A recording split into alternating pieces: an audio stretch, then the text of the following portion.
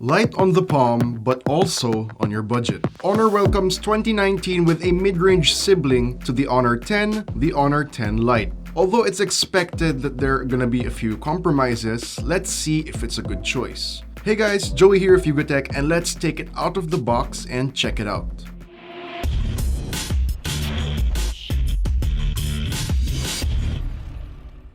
So the first thing you see when you open the box is a smaller box on top of the unit itself. The set comes with the standards such as the SIM ejector tool, manuals and warranty, jelly case, charger, and yes, a micro USB cable. Well, for 2019, I still don't think we can expect USB-C for mid-range smartphones just yet, or, who knows. Anyway, that's another story. Moving on, whoa, it does feel really light, but of course not so light that it will slip your grip. It feels just right. We get plastic construction, but check this out. Probably the most distinct and only style similarity of the Honor 10 and Honor 10 Lite is that glass-like back.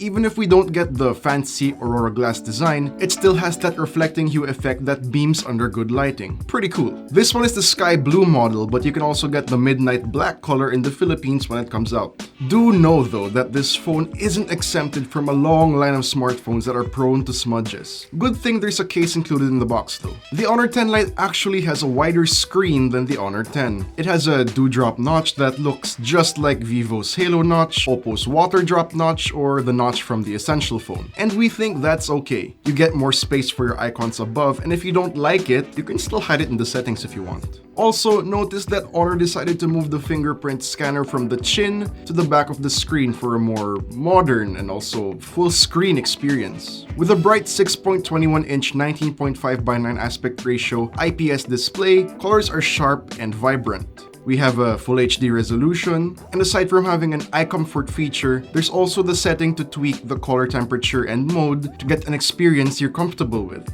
Oh, and tip, I think it's best to play with the vivid display mode on. It's also good to know that when using various apps and games, the display doesn't cut out whatever's in the notch area, making you completely experience the full screen of the phone. And again, if the notch bothers you, like maybe when you're watching a video, you can easily hide it in the settings. For selfies, you get an AI-powered 24-megapixel front camera that can produce vivid shots, but make sure to take multiple shots at once because sometimes, the shutter isn't fast enough, leaving blurry results. You can also spice up your self-portraits with built-in features such as AR lens, Pro or manual mode, portrait mode, panorama, filters, HDR, beauty level, and stickers that automatically play some music when you use them. I mean, selfies have never been this interesting, I guess. Take a look at our sample photos.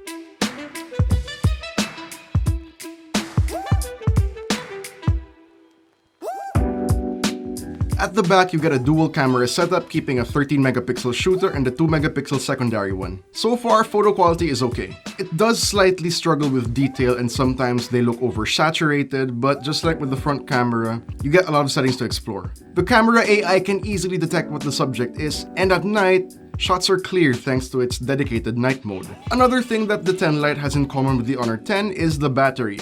It also comes with that decently sized 3400 mAh battery to keep it lasting almost a whole day. Under the hood is a Kirin 710 chipset like the Honor 8X. You have the option of dropping down to 3GB of RAM with 32GB of storage, or instead going for 4GB or 6GB of RAM with a maximum storage of 64GB.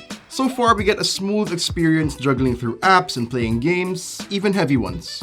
Since this phone is also backed by Honor's GPU turbo technology that improves graphics efficiency.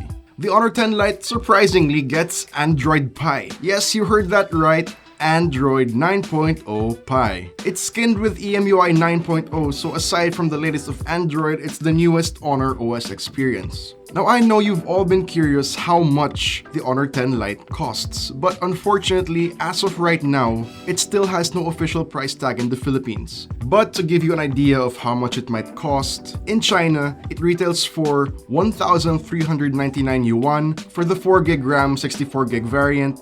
That's roughly around 10,500 Philippine pesos. The 6GB plus 64GB model, on the other hand, has a 1,699 yuan price tag, giving giving us an estimate price of around 12,700 pesos. However, it's going to launch here in the Philippines later this month on January 22. So for price, we'll have to wait till then. So, guys, when this phone comes to the Philippines, would you consider having it as your new daily driver or not? Let me know in the comment section down below. And if you like this video, you know where that thumbs up button is. Consider subscribing to our YouTube channel for more content. Don't forget to hit that notification bell so you know every time we upload a new video. And visit YugaTech.com for the latest tech news and reviews. This has been Joey. Thanks for watching, guys. I'll see you tomorrow.